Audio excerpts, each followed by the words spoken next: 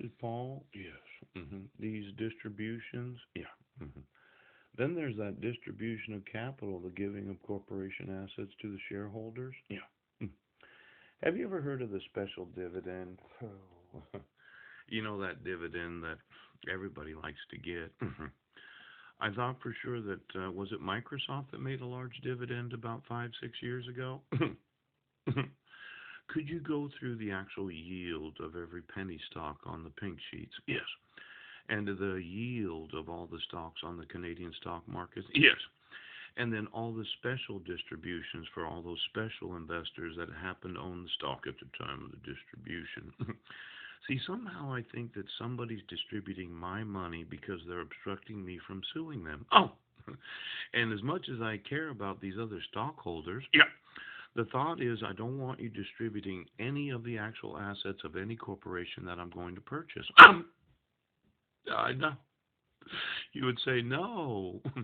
But when you obstruct my right to actually do business, yes, so as to compete with those in the salt mines, yeah, where I'm being obstructed from manufacturing salt that could be very, very useful in the melting of ice during the winter. Oh, and then I'm being obstructed from manufacturing water. Yes, even though you were buying all this water from municipalities. Yeah. See, a long time ago, yes, there was probably the Huachuca, an army base that's going to find themselves removed from their location. Yes. And then there's a marine base that happens to be in Yuma that thought that they had the right to be there. Ouch. For every marine on every marine base that thinks they have the right to be on the base that they're on, I would carefully evaluate whether or not your actual branch of the military had the right to the ownership. Could you, no, I know you're Yuma. The Marines thought they could put a base there, yes, but they didn't ask me. The Army thought they could put an intelligence unit there without asking me. And then there's that Edwards Air Force Base that you thought that you could put it there, yes, without asking me. Now, somebody was a little upset that they arranged for the actual theft of the water of the south half of the United States, thinking they'd need that for the military without paying for the actual water that they were using. Now, if you would, give me the Marine bases, the Navy bases. Oh, look at you, decoy David. Oh, you have a Navy base in the middle of Arizona to teach individuals how to fly planes?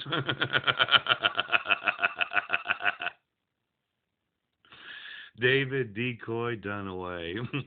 I thought it was stupid that they put a Navy base inside the United States instead of right on the shore there. You know, for every individual that flies planes in the Navy, yeah, where do you learn how?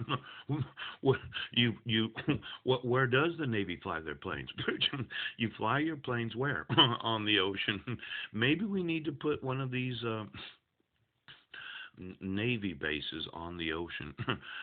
No, it's like a pontoon base. Yeah. Let's say you cut off the top of an aircraft carrier. Yes. You put some flotation devices underneath it.